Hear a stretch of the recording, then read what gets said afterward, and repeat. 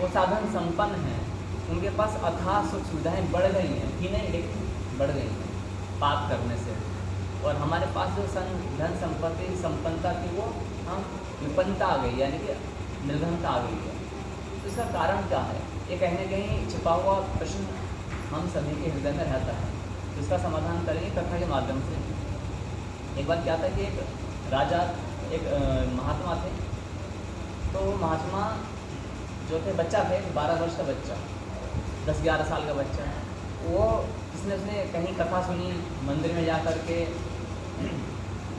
और कथा सुनी, तो उसने सुना कि एक दिन मृत्यु आ जाएगी और जो भी हम कर रहे हैं सब छोड़ के जाना पड़ेगा। उसे लगा कि ऐसा कुछ नहीं होता है, मैं तो अपने माता पिता को कभी छोड़ूंगा नहीं, मैं अपने माता पिता के घरों को छोड़ूंगा, मैं तो सदा सदा के रहूँगा। मृत्यु क्या होती है उसने कभी देखी भी नहीं थी। तो जब ऐसा भाव उसका हुआ, उसी कालखंड में उसके घर में मृत्यु हुई। उसे उस मृत्यु का पूरा आभास हो गया। क्या हो गया? आभास हो गया। उसे लगा कि भाई मृत्यु तो कुछ होती है। वो इसी आभास में फिर अपना घर बार छोड़ करके 12 साल की अवस्था में नगर के बाहर चला गया। उसने कुटी बनाई, घास फूस की कुटी बना करके वहाँ रहने लगा। और जब कुटी बना के रहने लगा तो धीरे धीरे वो वृद्धावस्था की ओर आ गया। उसकी आयु थी 120 वर्ष। कितनी? 120 वर्ष। अब 12 वर्ष की अवस्था में जो संपन्न परिवार में रहा हो बच्चा, वो घर बार छोड़कर झोपड़े में रहने लगे, भक्ति के प्रेम में, भगवान की भक्ति में। तो उसका जीवन तो पवित्र ही रहा होगा, है ना? किसी से कुछ लेना नहीं, देना नहीं, कुछ नहीं, बस अपना झोपड़ी में रहा। 120 वर्ष तक ही झोपड़ी में रहा, कोई माया संपत्ति इकट्ठे नहीं हो पाई। उसका उद्देश्य था कुछ ऐसा। तो उसका क्या मतलब ये था कि मैं मुक्त हो जाऊँ, केवल मैं इस जन्म मरण के बंधन से मुक्त होना चाहता हूँ। तो वो अपनी मुक्ति चाहते थे।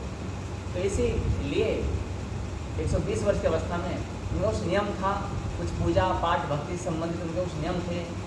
अब एक दिन क्या होता है कि प्रातःकाल की बेला में लगभग 4 बजे के आसपास वो गंगा नदी में जा रहे होते हैं। 120 वर्ष की अवस्था में क्या हाल हो जाता है? आंखों से दिखता नहीं ढंग से, है ना, चला जाता नहीं है, कमर झुक जाती है, डंडी के सहारे उछल रहे थे, ऐसे डंडी कर करके। अंधेरे में वैसे भी कोई दिखता नहीं। गंगा जी नदी में नहा करके आना था, सुबह अपने भगवान की पूजा करते थे, उनका नियम था। उसी समय वहाँ पर एक मंदिर पड़ता है, जैसे मंदिर है, और मंदिर के इस ओर से वो निकल के जा रहे थे और मंदिर के दूसरी ओर में एक लड़का है 20 वर्ष का, और वो दारू के नशे में, मदिरा के नशे में पूरा लीन है। उसी समय वो उसको एक हीरो की पोटली मिल जाती है। किसको? दारू पीने वाले। उसकी आयु कितनी है? 20 वर्ष, 20 ईयर्स। अब क्या हुआ प्रभु, उसको हीरो की पोटली मिलती है, इतनी बड़ी पोटली, बैग होता है हीरो का पूरा, उसमें ऐसे हाथ डालते हैं हीरे डायमंड। इसके बाद में वहाँ पर वो देखता है कि जैसे ही वो महाराज जी आते हैं उस ओर, तो उनके पाँव में कांच लग जाता है। अब कांच का आविष्कार तो बहुत पहले भी हो चुका था, ऐसा नहीं कि कांच का अभी हुआ है, पहले भी था, शीशा जिसे दर्पण बोलते हैं। अब जो कांच उनके पाँव में लग जाता है, तो उसके बाद में क्या होता है, लहू लुहान उनका पाँव हो जाता है। पाँव के 2 हिस्से हो जाते हैं, जहाँ पे उंगली होती है ना, ऐसे लग जाए कोई, तो ऐसा फट के अलग हो जाएगा, ये हिस्सा अलग, ये हिस्सा अलग। तो चिल्ला उठते हैं बुरी तरह से। उसी समय उसी के सामने केवल अपोजिट साइड में वो दारू पीने वाले लड़के को क्या मिला था? हीरे की पोटली।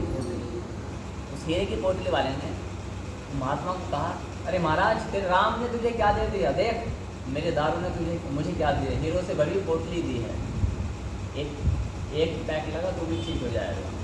तेरे राम ने तुझे कुछ नहीं दिया, कष्ट दिया, बल्कि तेरे को पाँव में चोट और दे दी। तेरी भक्ति का क्या फायदा? मेरे दारू को फायदा तो मिला है।